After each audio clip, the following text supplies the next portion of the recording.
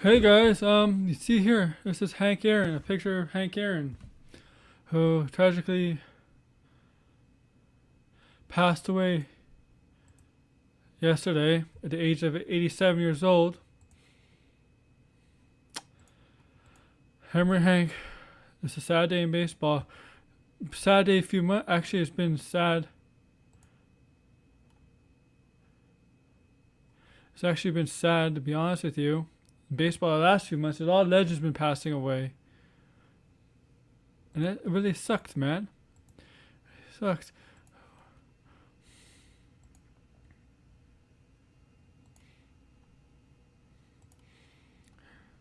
So let's talk about this, right? Obviously, I was not gonna start the show about Henry Hank, but yes, I was gonna start with the George Springer to the Blue Jays, but this is bigger news, so I'm gonna talk about this.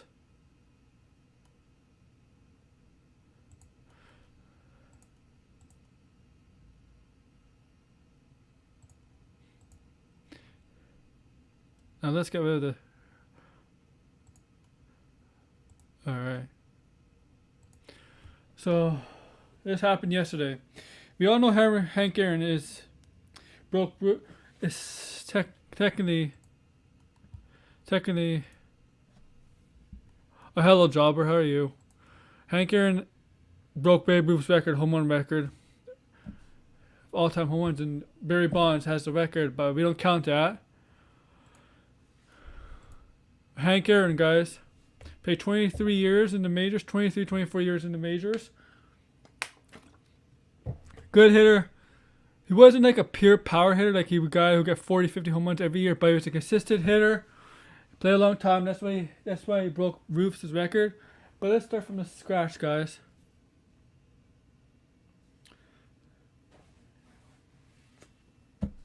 He was growing up with 8 kids, 8 siblings. His parents had 8 kids. He grew up in a southern town with a lot of racism involved, and yeah, a lot of racism going up in his life directed at him, his playing career. He didn't want him to break Babe Ruth's home run record. He got a lot of threats because of that, just because of his color, and especially from the South. Played with the Milwaukee Braves, Boston Braves, Milwaukee Braves, Atlanta Braves, all the same organization. Couple MVPs, won World Series.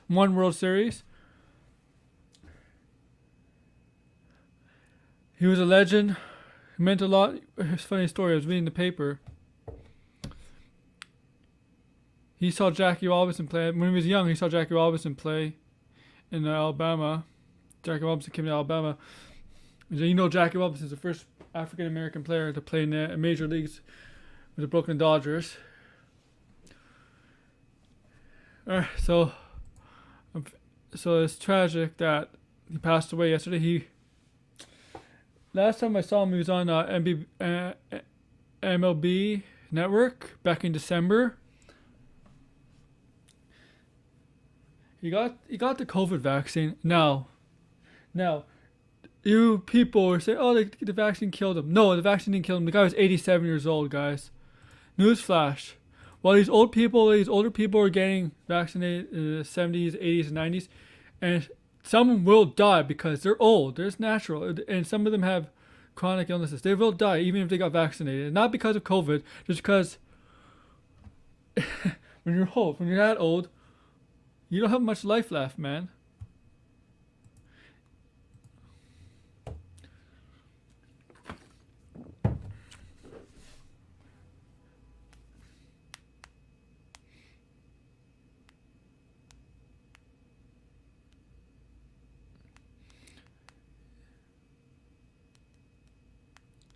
Hall of Famer's first year of eligibility, of course, right?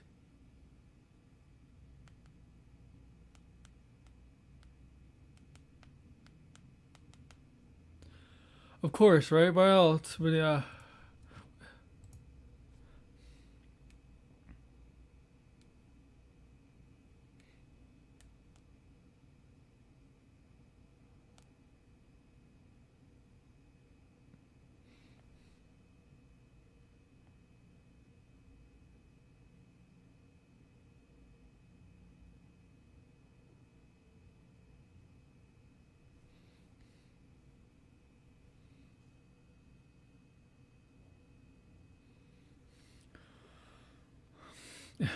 Man, this hit hard, man.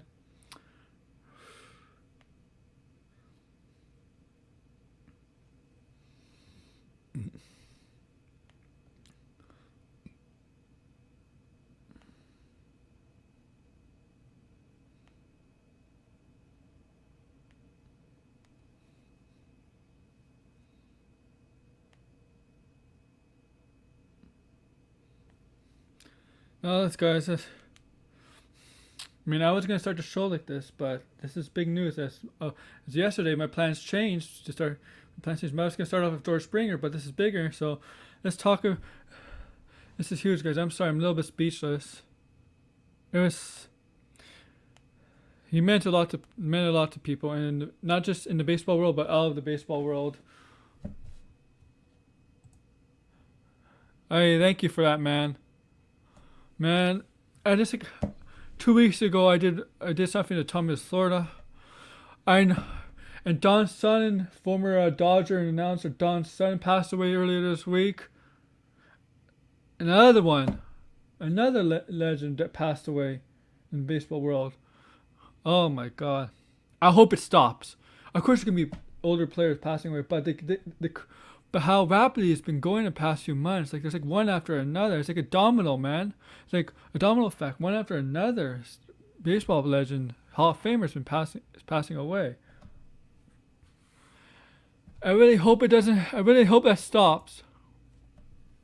And we also got Larry King, who passed away today. So Hank Aaron and Larry King, two legends in the 2 days. Larry King, obviously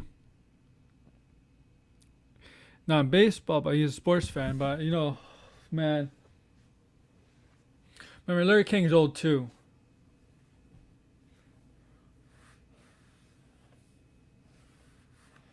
This is a sad. I'm sorry if I'm a little out of it, guys. I mean, I'm thinking. But let's get to the bigger news, guys.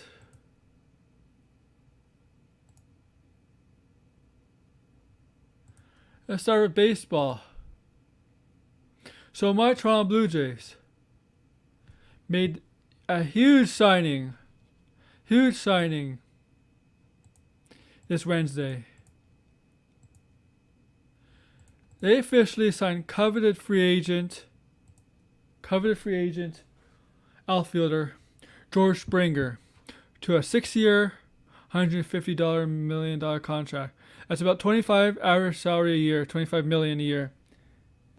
This is a huge signing for a team that's up and coming young team that has a lot of money to spend, and they spent a lot of it on George Springer. They also signed Tyler Chatwood and Kirby Yates, but we'll get to those two later. But this is huge. This proves that the Jays are willing to spend when the time is right. Yes, okay, they didn't get DJ LeMahieu. They were runners up for the Lindor trade. But they got the player that seemed there was the number one target, and that was George Springer. They didn't have to trade anybody to get Springer. That would happen with LeMahieu. They would have to not LeMahieu, Lindor. They would have to trade. And for LeMahieu, they offered more money but a smaller term.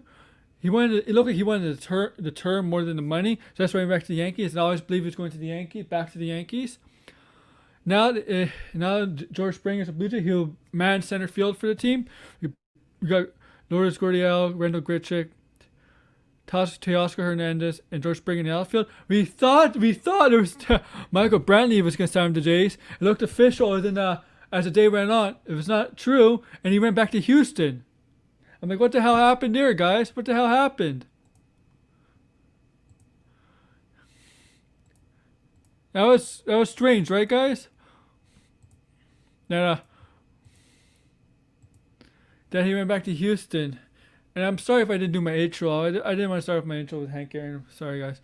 But he went back to Houston. Now, the Jays have 4 outfielders, so they can keep all of them, but maybe trade one of them and get a pitcher.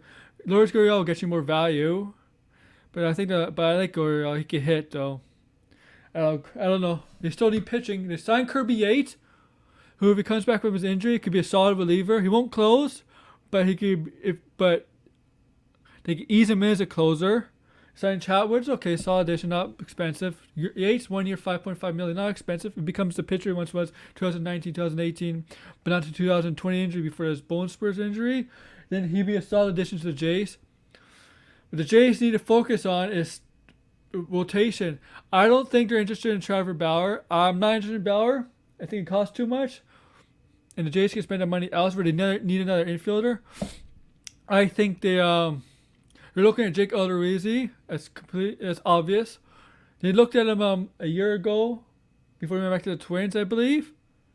He accepted a qualifying offer from the Twins. If you accept a qualifying offer from the Twins, it means you're with that team for one more year, and then next year free agent again. You cannot accept another qualifying offer. The team cannot give you another qualifying offer.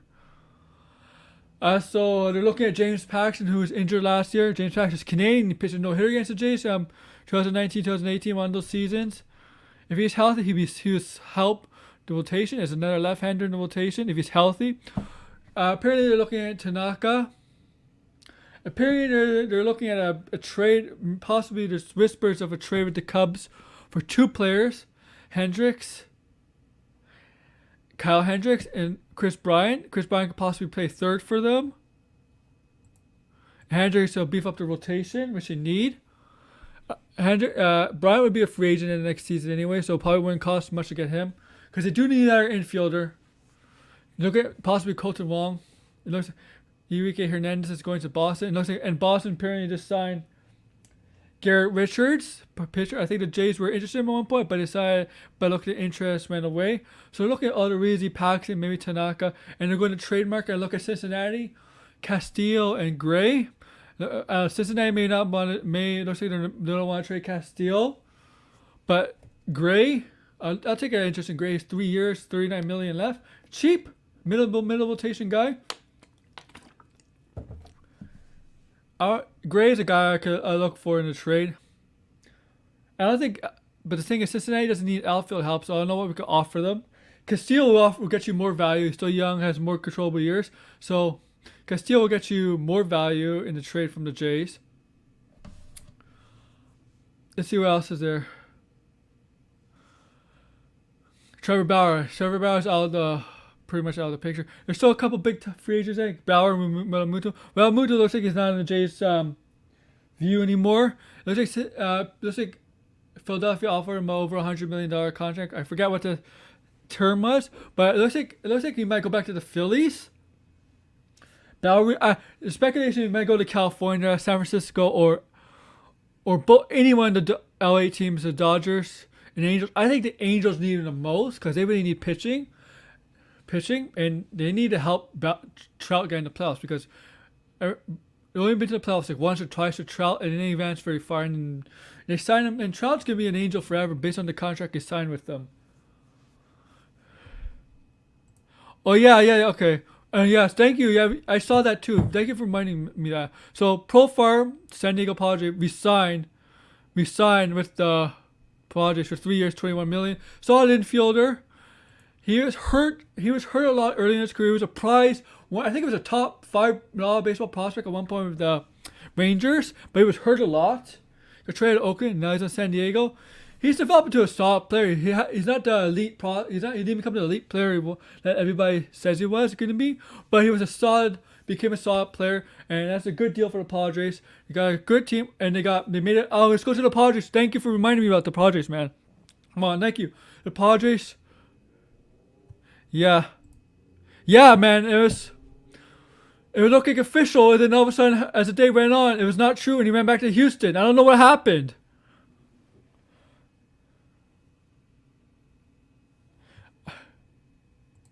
The Profile has good speed.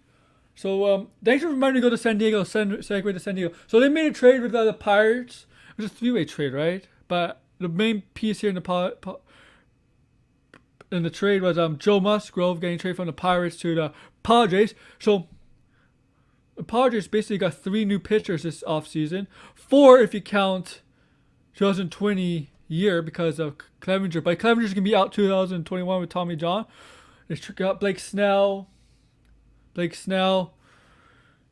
What's this? Joe Musgrove and Yu Darvish. So with this, you got Snell being number 1 right now, because Darvish might be number 2. Clevenger was healthy. Clevenger and Darvish might be between 2 and 3. Musgrove is a solid 4 or 5 in that rotation. Padres are already making a move. They're making it tough for the Dodgers. don't be surprised if the Padres are a better team than the Dodgers this upcoming season.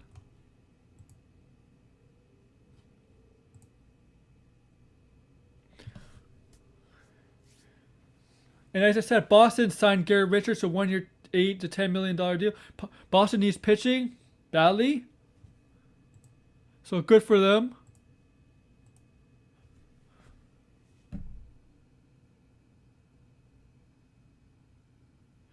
See, yeah, so Musgrove was originally a Blue Jay prospect. Yes, you're right. He was on Houston, and he got traded for Cole.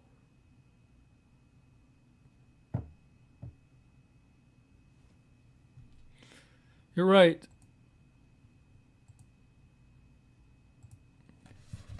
Well, so that's some baseball news, guys. Bauer looks like he's going to one of the California teams. San Francisco, like just talk about a lot of Dodgers. The thing with the Dodgers, I think Angels and San Francisco, if they want Bauer, it would not be a short-term deal. They want a long-term deal. Maybe not like 5 or 6 years, but maybe 3 or 4 years. With the Dodgers, if they're looking at Bauer, they're looking at 1 or 2 years going for the World Series again, because they see how much better the Padres got. Especially the Padres rotation. They see how much better the Padres. And now they see the Padres as legit competition. And if the Giants sign Bauer too, that even makes the Giants a better team. It makes the West a better division in the NL. I don't know what's happening with Colorado and Arizona. Those teams look like they're not doing anything. But with Padres making moves and the Giants looking to beef up, make moves, the Dodgers are looking to do the exact same thing because they see those two teams being active. Especially the Padres. Because what the Padres are doing is what the Jays are starting to do too. Because, like the Padres are young, cheap, controllable players, good young players. The Jays are doing the exact same thing, cheap, young, good, controllable players. And they have money they can spend. They can make trades with teams for good players that are making money.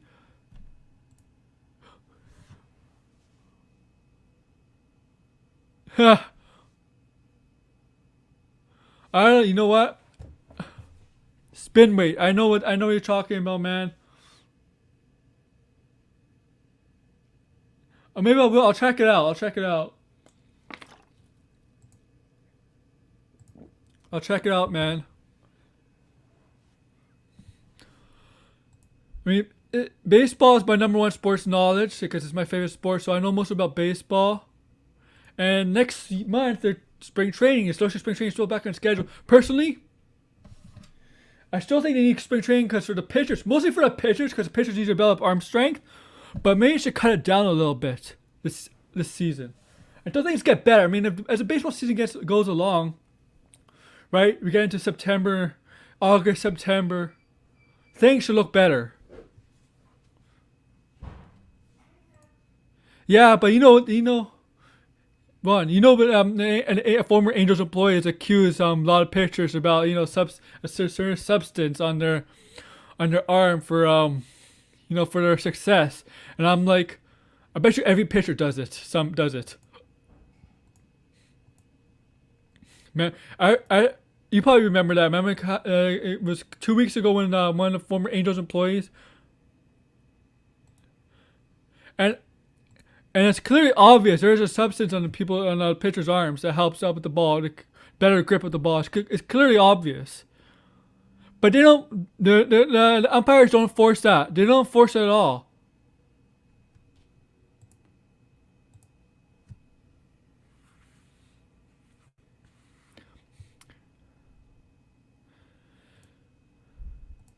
And yeah, exactly, man. Like any player, any pitcher or hitter will find a way to cheat the system. Yes, steroids are banned. You can't do that. Certain drugs are banned, but they'll still find a way to cheat the system. That they could get away with. And that's, until the umpires in baseball enforces that stuff, then they'll get away with it. Baseball is the one sport where they talk about cheating the most. You never hear about cheating in football, basketball, or hockey, or any other sport. But in baseball, it's the one sport they talk about cheating the most. And they're talking like, we're talking about offense of the game, and they should do away with the shift and stuff. And I'm like, just hit better, man. Learn to hit. Hit the other way. The reason baseball is not as offense, like the home run, walk and strikeout thing, that's baseball now, is hit the ball in the air, walk and strikeout. Here's the thing, when you hit the ball in the air, players are told to hit the ball in the air. Here's the thing, when you hit, because they don't want people grounding on the double plays. But here's the thing, when you hit the ball in the air, there's a better chance getting out. A ball in the air is more of a better chance of being an out than on the ground.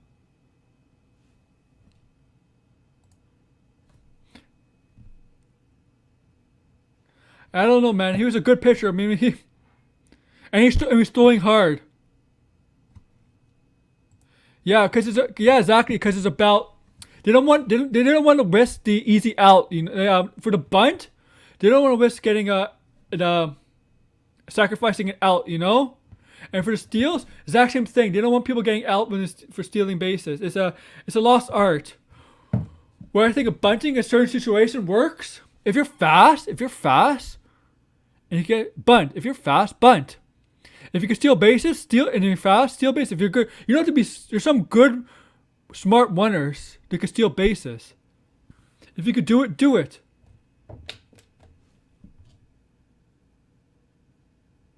Dude, yeah, it was. Exactly. If you could do it, do it. If you're good at stealing bases fast, and you can, but it's not just about speed. It's about how you win the bases, because there's some players that are terrible at winning the bases, right? So if you can win the bases, and make it I agree, man.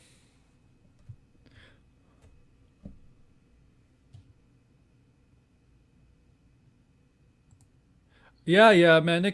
See that they could exactly. That's exactly my point.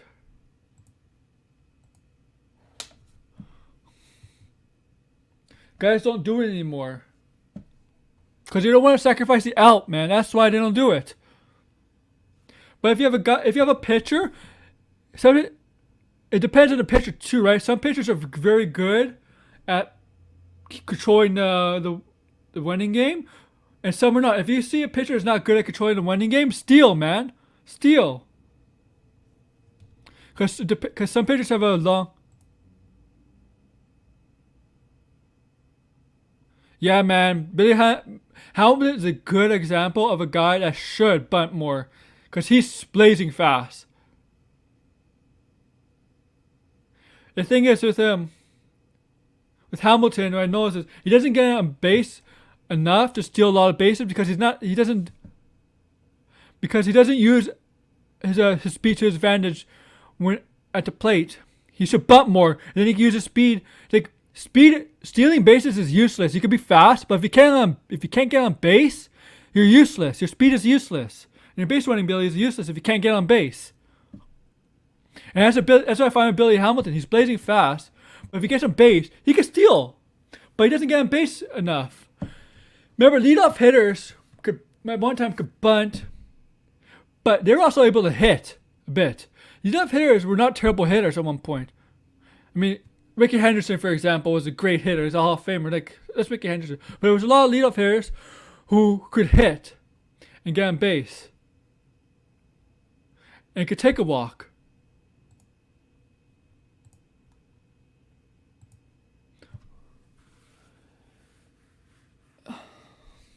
And that's why you see Billy Hamilton bounce around with a bunch of different teams. He was on Cincinnati. He started from. They went to Kansas City. I think it was Atlanta. Exactly, man. Exactly. Thank you. That's a great point, Juan. He's exactly that. Prototype leadoff hitter, but he just can't hit. So he's useless, man. His speed is useless if he can't get on base. Getting on base, whether it's by error, walk, hit by a pitch, base hit, whatever, it's good. It's good.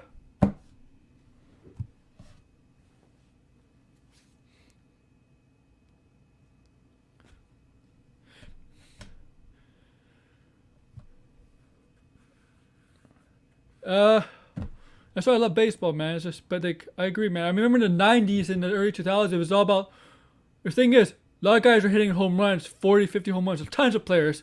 But there was a lot of leadoff hitters who were stealing bases too. And then as 2010s came in, it started to slowly become more home run oriented. Right? But in the 90s, it was like a lot of players could hit 30, 40, 50 home runs. But it wasn't tons of them. Now there's tons of players that can hit 20 to 30 home runs. But the stealing bases, especially in the 2010 era, the stealing bases declined every year. Because the managers don't want their teams getting out by stealing a base or bunting. Because bunting is bunting is a sacrifice bunt where you sacrifice yourself to get it out, and there's bunting to get on base and stuff. And they don't, they're okay with sacrificing a bunt, but it's yeah, man. You see, here's the thing. You see some now with the shifts. Here's one with the shifts. David Ortiz, right? They shift. When David Ortiz, for example, everybody was like on the right side of the infield. Sometimes he would hit to the other side where there's nobody on base, nobody in the facility. He would hit to that side to try to get on base. Players should do that. If everybody is like on the majority of one side, if majority of everybody's on one side, because you're in the shift, hit it the other way, because I guarantee you, you're going to be safe, no matter how fast or slow you are. If you're a slow runner, but everybody's based on one side on the post sides, if you're left-handed, you're post side, so everybody be on the right side, every fielder be on the right side, and nobody's on the left side, or the third baseman is close in the shortstop position, hit to the left side, learn to hit to the left side, or learn to bunt to the left side, because I guarantee you could get on base even if you're slow. Yeah, I've seen a lot of suicide screens too, lately, yeah. I agree with you there. I remember, see, these are exciting plays though.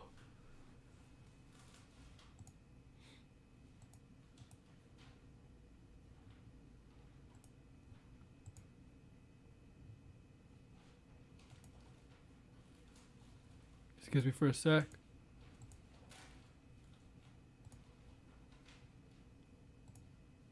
Yep, I agree. Oh, there's a hockey trade, guy. Hockey trade, have you heard? Early this morning, a hockey trade broke. I'll be right back.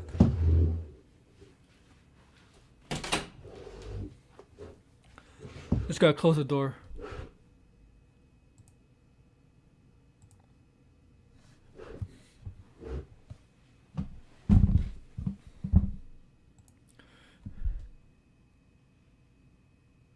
You know what? Yeah, well, the thing is, players are not learning to hit the other way. What a good 300 hitter does, a 300 hitter, they hit both ways. But a lot of players are not willing. They're willing to sacrifice average for home runs and RBIs. But let's think of it. If you're hitting 30 and you're only driving in 50 home runs with a 230 average, you're not valuable to. You're not doing anything valuable to the team. Hitting 260 with 30, 40 home runs and you're driving 100 RBIs, that's fine. But if you're hitting 300, but a 300 hitter can hit both ways. Look at DJ LeMahieu, 360 this season. In a full season, he probably wouldn't hit 360, but he definitely would hit over 300. But the reason he had that average, because he can hit both ways. If you hit both ways, you're going to have a good average. And players these days are not learning to hit both ways. Majority of players these days are pull hitters, because they're told to hit in the air. Most pull hitters, when they hit in the air, is mostly pull. And yes, I was going to get to that, and the Winnipeg Jets did make a trade. So, okay, let's get to the story. This last game, Blue Jackets game, Dubois, good center, very good center, basically coasted on the shift, and John Tortorella, the coach of the Blue Jackets, didn't make him play for a second period. And I don't know if he played for the third period. Basically sat him down for a second period because of his coasting, his effort. And so what basically forced Columbus to trade him. He went out of Columbus in the first place, but the effort. Ugh. So it's earlier today, the Jets and Jets and Columbus Blue Jackets made a trade. Dubois is going to the Jets for Patrick Laine, who basically won it out of Winnipeg too. Patrick Laine and Jack Roosevelt, I think. And Roosevelt signed an extension in the Blue Jackets. So, two players wanted out, traded for each other. Now, Patrick Laine is going to Columbus with Jack Roosevelt. So this is a good trade. Jets get another center with Scheifele. Stastny is a good center. Good three centers there. Dubois, Stastny, and Scheifele. Columbus, I don't think they have a center now, number one center, but they do get a goal scorer in Laine. When he's putting on effort, he's a solid player. He can score you goals and stuff. This is a case of two players need to change the scenery. Jets got the center. Blue Jackets get the lethal scorer in Laine. We all knew it was perfect trade for each other. Two guys wanted out, so perfect trade. Two guys need to change the scenery, and that happened this week. Today actually, this morning.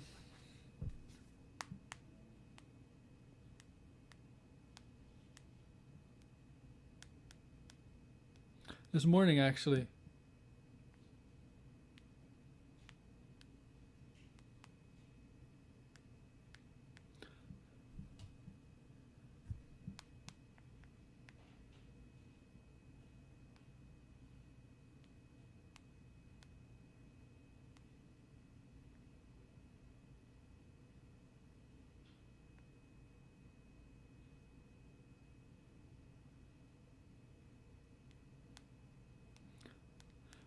I'm checking something.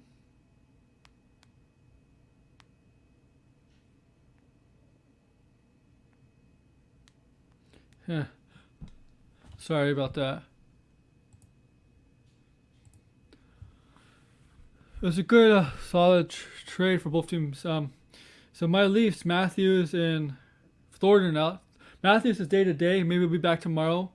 Joe Thornton's out for a month, so he'll be back in February.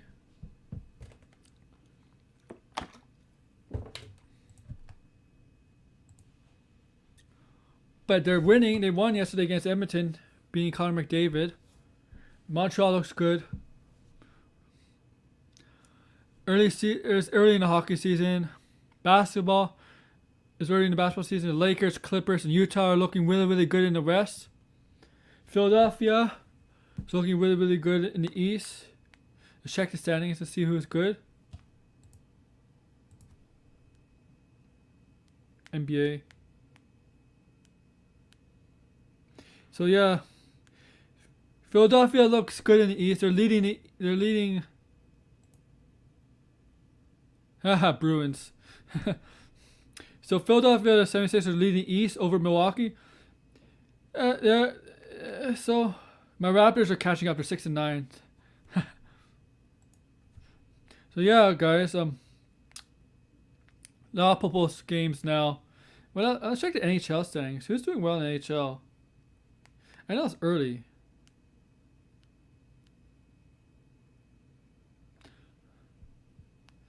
Toronto and Montreal are tied in the North. Winnipeg's 2 points behind them.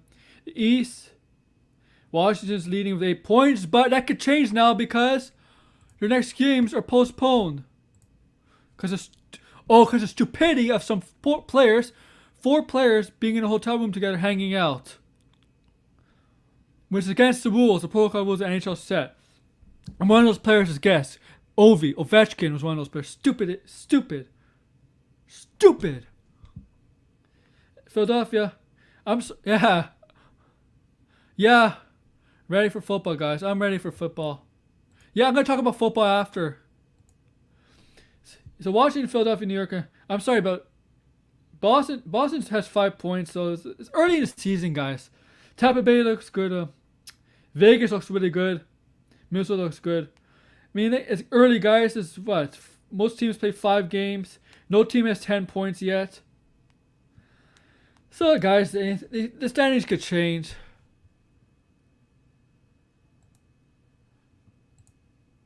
Yeah, man, they do. I don't know what the reason is. I think either some players are not being careful or just don't care. They're getting by. Here's the thing. NHL and NBA, they're banking that at the end of the season, towards the playoffs, things will be better. That's what they're banking on. But both seasons, I believe, end in May, right? So I don't know how much better it's going to be in the U.S. and Canada. if Johnson & Johnson gets their vaccine out and they promise 100 million doses for the U.S.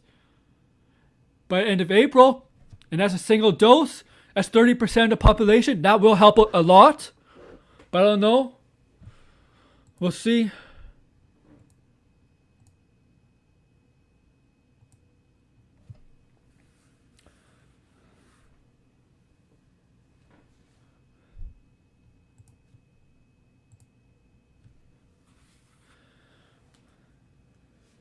What other sports news before I get to some other stuff, guys? And you could post any topic of sports related in here if you want. UFC 257 today. Porter versus McGregor. I believe Sean Fightful SRS are doing a live stream of that tonight, if I'm correct.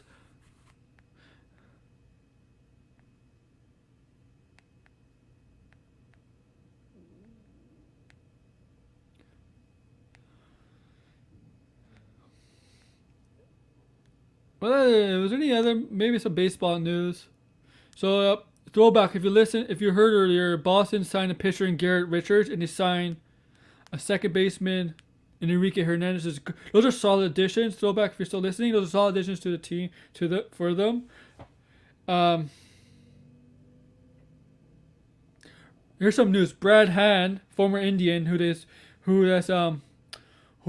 Indians declined their option on for $10 million. Looks like might be close to a deal.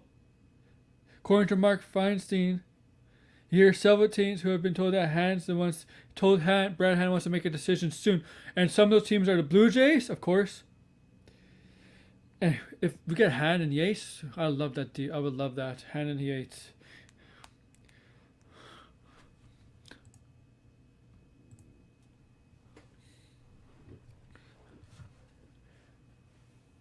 So NHL, like Washington's stupid. Dallas started the season, so that's good for them. Sad about Hank Aaron wearing baseball. I talked about it earlier in this. So, I super chatted Fightful SmackDown with Sean Wassap and Jeremy Lambert about it. R.I.P. Hank Aaron. If you were on it, you probably saw it. And he talked about Hank Aaron for a bit. It sucks. I know I'm coming back to this. It sucks, man, losing a legend like that. A guy who went through so much to become one of the most respected men in baseball.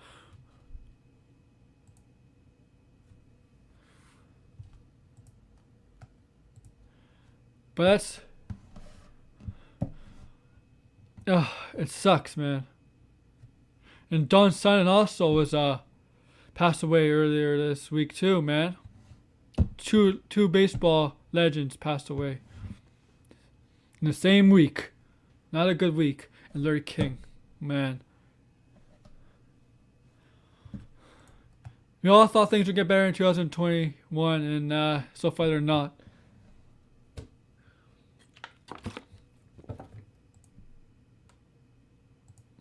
But okay, guys. Basketball. As I said, Lakers, Clippers, and the Jazz look really, really good. Phoenix looks good. Harden. See, the thing is, the Nets of Harden.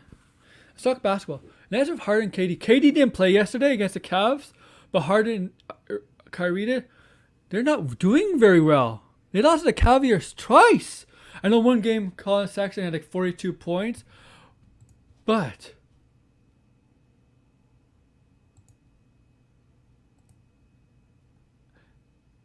Did he? I don't remember. But the Cavaliers beat the Nets twice. Could these the Cavaliers maybe a better team than we thought. The Nets don't have depth, man. And Harden hasn't been scoring like 35 points. I did. I said I've S&P's Larry King. I know he's like very. No, I did. I did talk about Larry King for a bit, because he passed away. But the Nets are losing. They lost twice to Cleveland. Larry King? Oh, Larry King? Yeah, he did. He did interviews with Hogan, Jericho, Larry King. Yes, he did. He did a lot of interviews with wrestlers in the past. And you also got to remember, Larry King was CNN, right? CNN was owned one point by Ted Turner. And who did Ted Turner own at one point, guys? What company? What company did Ted Turner own? Can you guess in the comments below what company Ted Turner once owned? If you do, you get a prize.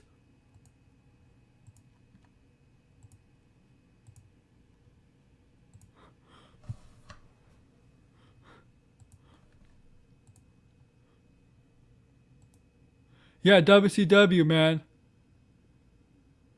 Yeah, good catch, man. We all know that. Yeah.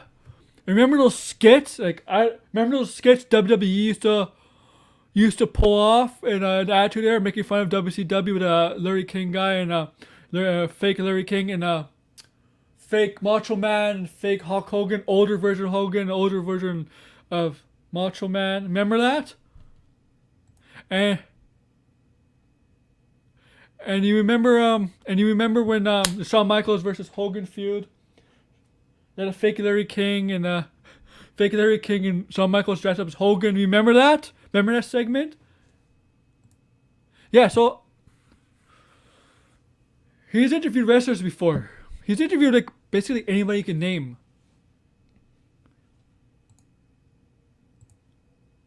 Billionaire Ted. Do you remember? Did you see that exchange? I know this is a sports podcast, a sports episode. You see that exchange between Bischoff, speaking of WCW, Bischoff and Brian Alvarez? Um,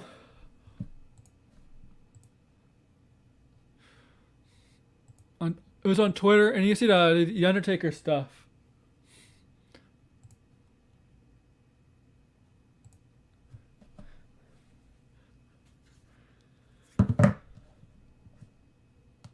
And Larry King, man, yeah. He, it's the sad thing is he had COVID too, and you're not saying COVID's the reason, but I'm not gonna be like Bruce Mitchell and speculate it's COVID, but him having COVID, him having COVID at one point, I don't know. I don't know if it could be or it could be not. But I'm not gonna be like Bruce Mitchell and be you're being. I don't know, man. It's a little different than the Brody Lee situation. Brody Lee. It's different than the Brody Lee situation. It's not for our business to know, but we know he had COVID. Larry King.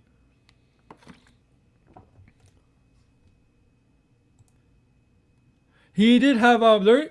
Sean Sapp said Hank Aaron had some interaction in WCW or some at one point, and he said he got Bill. Basically, he's the reason Bill Watts got fired because Bill Watts. If you know Bill Watts, he was a huge racist.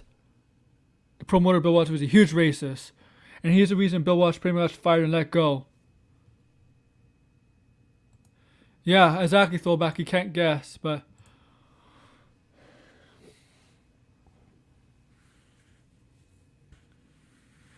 It's up to his family. It's up to the doctors to reveal why he was old. He was eight. Just remember, he was 87 years old. Look at Hank Aaron. He got the vaccine, and he was 87 years old. And I'm saying this. One works at pharmacy, right? Even older people, majority of the older people are getting the vaccine, and some are 80s and 90s. Guess what? Even if they get the vaccine's not killing them.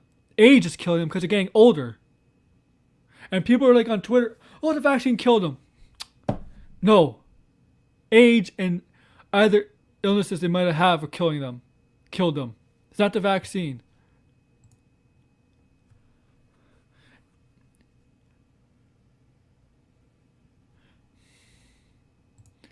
And that kind of talk is not good for it's not good for people wanting the vaccine.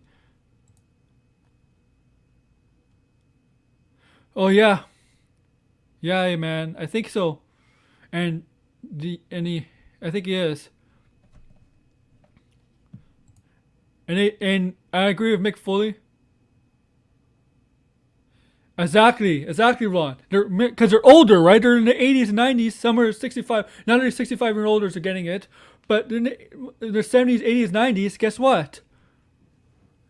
It's It's natural. It's natural. Exactly. It's just part of it. It's just natural. And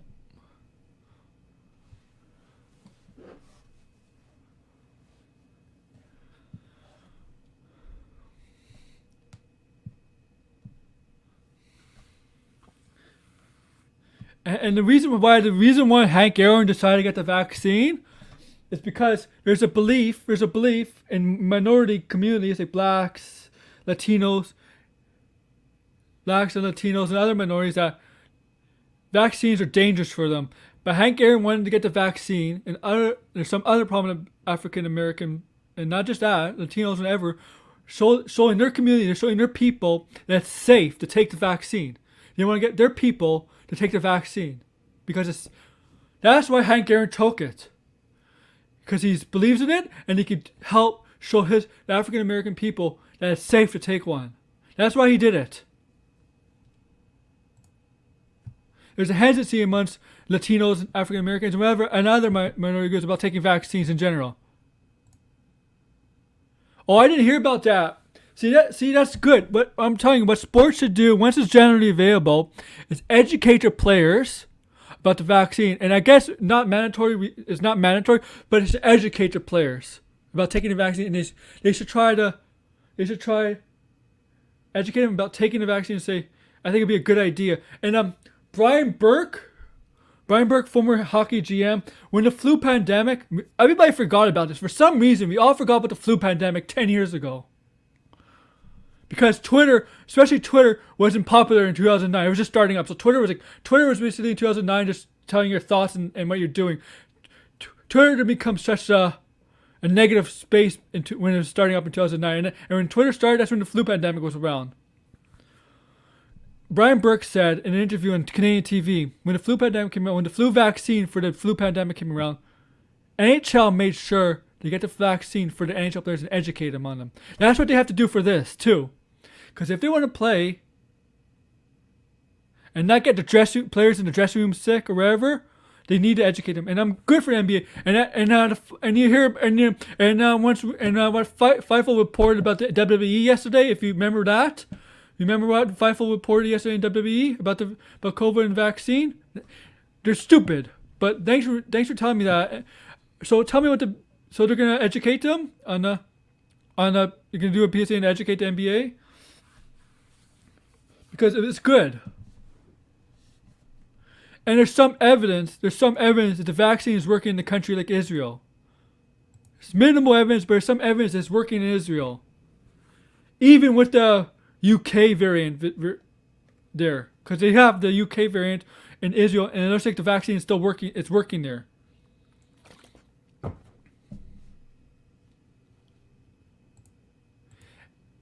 And and I have a problem with all these variants coming from these other countries and say the vaccine won't work. That's not necessarily true. The vaccine will probably still work. Maybe less efficient, but here's the thing.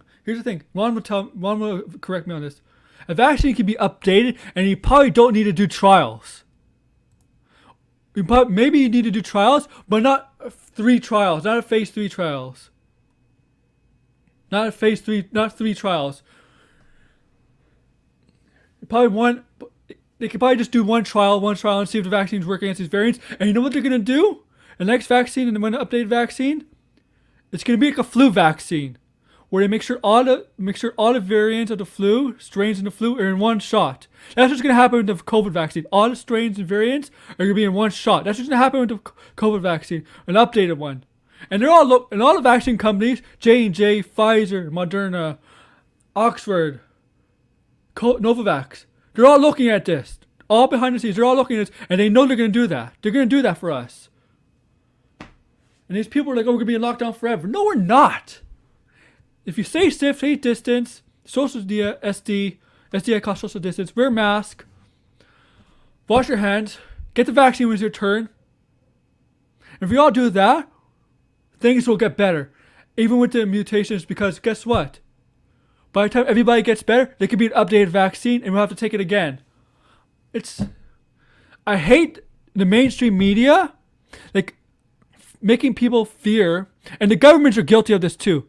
Making the people, the public, fear about these mutations. This scares the shit out of people. Don't do it. See.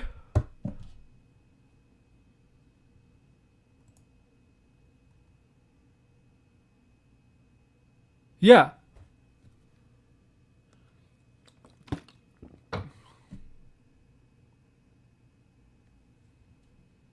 Exactly. See, yeah, exactly, because they want to fear us about this stuff. And I know someone on Twitter, not doesn't. I know someone on Twitter who's working on Moderna, who works on the Moderna vaccine. Works on the Moderna vaccine. Works with Dr. Fauci and everybody says that that these mutations are not going to make the vaccine 0% effective. It's like everybody's. Exactly, man.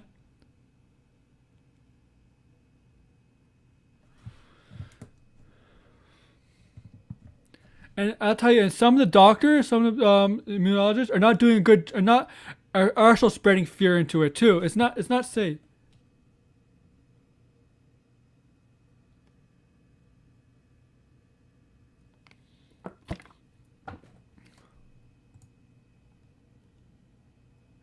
All you have to do, like one, all you have to do is update it. It's not like you have to start from scratch. You just have to update it and probably no trials. They don't do trials on a new flu vaccine every year.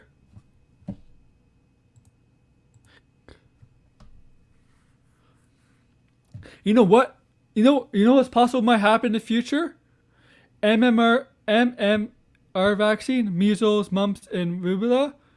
A COVID and a flu vaccine might actually be in together in one shot. Oh, no. Throwback. If it's Moderna or Pfizer, the two doses, the one shot will be like okay. The second shot is the one that'll take you out for a bit. But if we get J&J, looks like that's coming very soon. It's right on the horizon. And this plan is to get 100 million doses for Americans through April. It's about 30%. 30% the population. It's good. Yeah.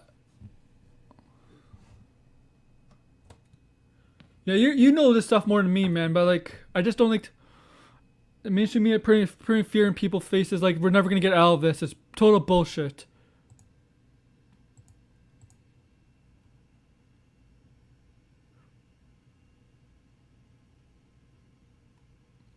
And why? Let's get to football, guys. I don't want to talk about this stuff. I don't like talking about negative stuff like that. Man, I can't wait for the day when I could talk about this show about nothing about COVID anymore. Like COVID's gone. Like it's not an issue anymore because when you talk about that topic, it really brings you down. You know? Or in politics. How about those Red Sox? Good signings. Good signings.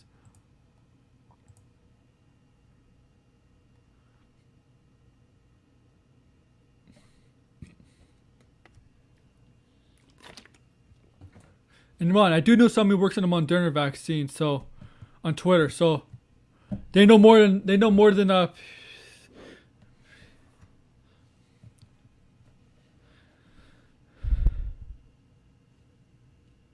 yeah. Yeah. Exactly.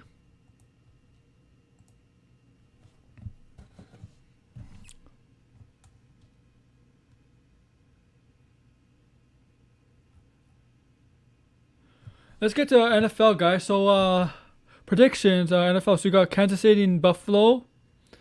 Start with that. I got Kansas City winning. If Mahomes wasn't cleared, because he's cleared now, right, from concussion protocol. He's clear now. I got Kansas City winning, but I think Buffalo will make it tough because Buffalo's defense has really stepped up. This is not a walk in the park for Kansas City. Buffalo's a really, really good team, but they're not Super Bowl ready yet. Me too, man. I do hope Buffalo wins because I'm a Buffalo Bills fan. But with Buffalo there, I mean, Kansas City is good on both ends, offense and defense. I still think Kansas City is a favorite, but let's be realistic here.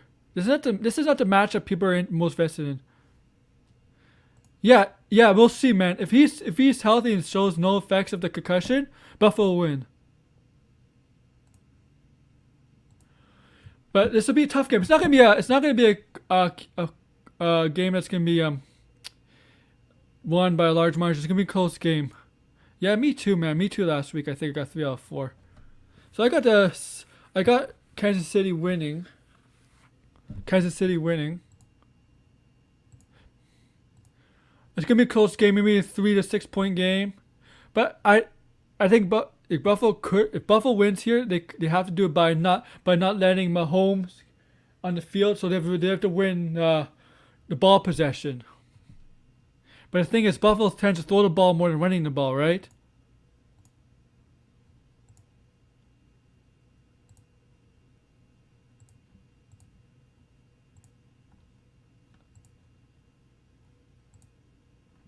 Oh, and you know, come on. I'm not sure. That's a good question. Yeah, man. If it's snowing in Green Bay will win because they're not environment. I think it's still Green Bay to beat the Packers. But that's the matchup everybody's looking for: Packers and Buccaneers. Let's go to that. So I got Kansas City on the AFC side. Tell me down below who you got to win, who you got winning. Don't post don't post your favorite team who you hope winning. I know one has Buffalo, wants Buffalo win, but post down below who you think is gonna win. And same for the Buccaneers and Green Bay. I got Green Bay winning here, but but the thing is with me, and I think with a lot of majority of people, you never bet against Tom Brady. Tom Brady. And I don't know how the weather's going to be. Tom Brady. But I still think Rodgers and Brady. That's the matchup everybody's going to see, guys. And Antonio Brown's out. But they still got Godwin and Mike Evans. Gronkowski. The Buccaneers, I've never bet against Brady, right? Never bet against Brady. When I say that, it means I should choose Tampa Bay. But I'm going to choose Green Bay because there's one man, Aaron Rodgers, MVP. And we're going to have Green Bay and Kansas City in the Super Bowl in 2 weeks. Mahomes versus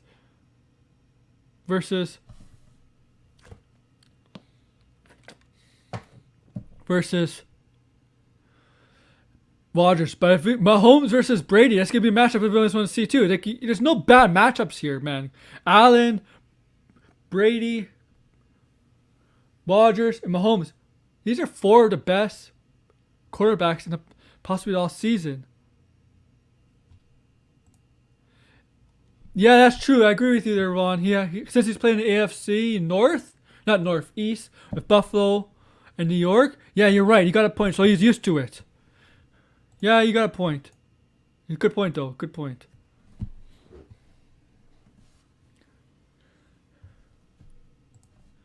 But any of the Super Bowl matchups, I look forward to, guys.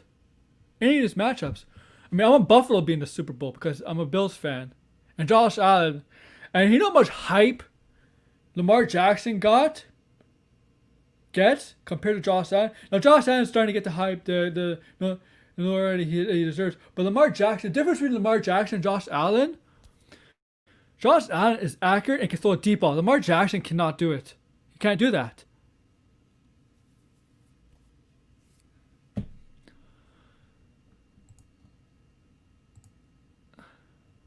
And that's the Super Bowl, guys. And that's in 2 weeks, right? In 2 weeks. So tell me your Super Bowl predictions. Who's going to be in the Super Bowl? Down below, and I'll wait for you guys before I end the show because I'm going to end the show soon. Don't predict who's going to win the Super Bowl, but just predict who's going to win the Super Bowl matchup. And then 2 weeks, when I talk about the Super Bowl, I'll ask you for your Super Bowl predictions who's going to win. I'll tell you mine.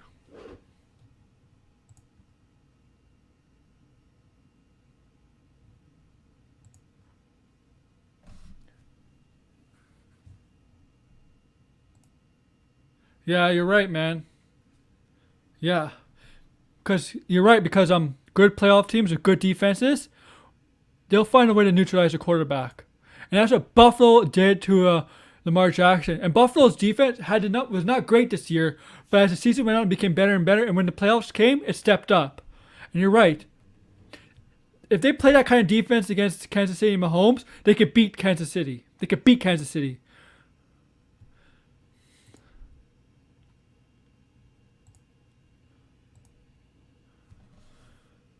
And guys, I'm gonna end the show here, guys. 59 minutes, but I'm gonna give you some updates and stuff. So